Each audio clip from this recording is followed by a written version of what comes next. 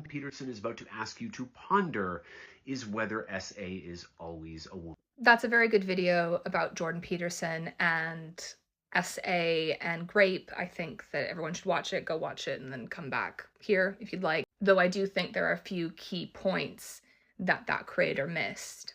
It's important to keep in mind that for patriarchal men, men are logical, rational, objective, just actors in the world.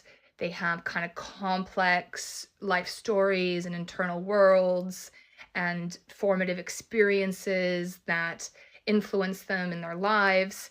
And women are kind of base, biological creatures who are like subjective and emotional and illogical and quote unquote personal. And for them, that means like silly, stupid, not worth considering, unimportant. Women are more like biological base creatures and men are more full, complete human beings. And because of this view, anti-feminists, both men and women, are likely to ascribe something going on with a man to something going on with his mind, with his internal world, with his life experiences.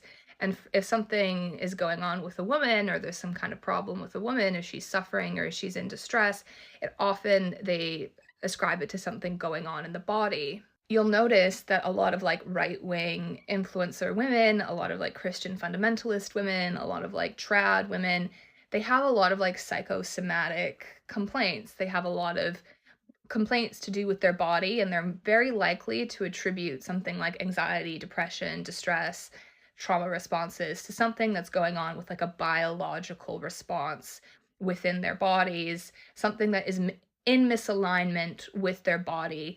Often it will actually be like about their reproductive systems. So men are allowed to have the mind, the full subjective experience, and for women it almost always has something to do with the body. And this was noticed kind of first by Betty Friedan in the 1960s in The Feminine Mystique. She talked about how a lot of housewives had psychosomatic complaints. This is clear even with like Jordan Peterson's daughter. Like she believes that the carnivore diet cured her depression. For a woman, it has to do with something going on in the body because we're like these base biological beings without like real meaningful internal worlds. But for men, it has to do with something going on in the mind.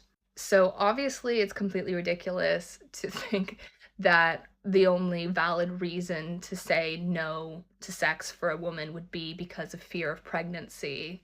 And if you think about it deeply enough, that if a woman says no for that reason, there's probably another reason. There's many ways to prevent pregnancy these days that aren't all hormonal contraceptives. There's probably something deeper going on to do with her internal world, with the fact that she has preferences, the fact that she has a life experience, the fact that she has a will of her own, the fact that she has like something complicated and internal going on to her.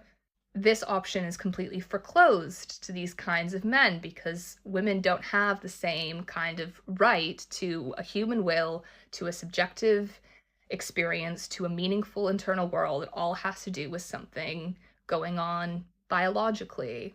The only valid reason a woman could say no to sex for Jordan Peterson, and the only reason that makes sense within his own internal logic, is that she's scared of pregnancy. It could never be that she has a will of her own. That's not something that would be allowed to exist. It would have to be because of like a biological misalignment, because that's what they believe about women, that we're base biological beings and men are these higher logical objective beings that get to say no for real logical objective reasons.